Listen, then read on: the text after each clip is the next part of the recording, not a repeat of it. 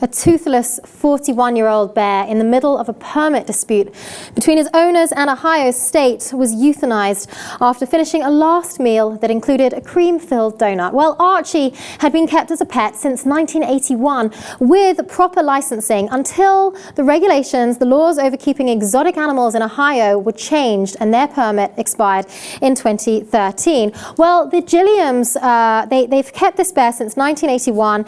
They were informed of the changes in permits. Their permit expired in 2013. They've been in this lawsuit, this fight to renew their permits, to continue to keep this bear that they've cared for all these years. But in the end, they lost their fight because of these new regulations, and they were forced to euthanize this bear. He was in failing health for some months now, and he wasn't expected to live necessarily through hibernation anyway, but obviously a very sad state of affairs that the regulations on keeping exotic pets at home changed in Ohio.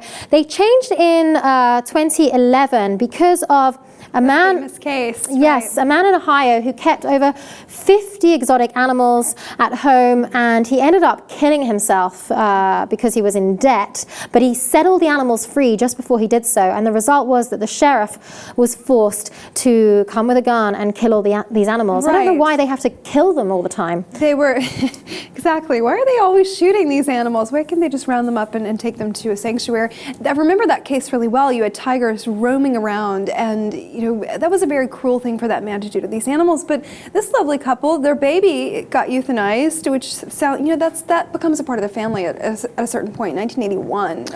Well, they did argue to authorities that the bear was old. They said he's highly unlikely to escape his fenced enclosure because he is old, he's toothless anyway. They said that moving or tranquilizing him could threaten his life, and that denying their permit to keep him for a longer period of time wouldn't be in the public's interest at all. But the Ohio Department of Agriculture said this application was submitted far too late. They haven't complied with the current law. There's nothing we could do, and the result was they had to euthanize this bear. So very sad state of affairs, but it also really brings back to light this debate over whether or not people should be allowed to keep exotic animals as pets. And if they do something incorrect and they keep some exotic animals and pets, is there not a better way?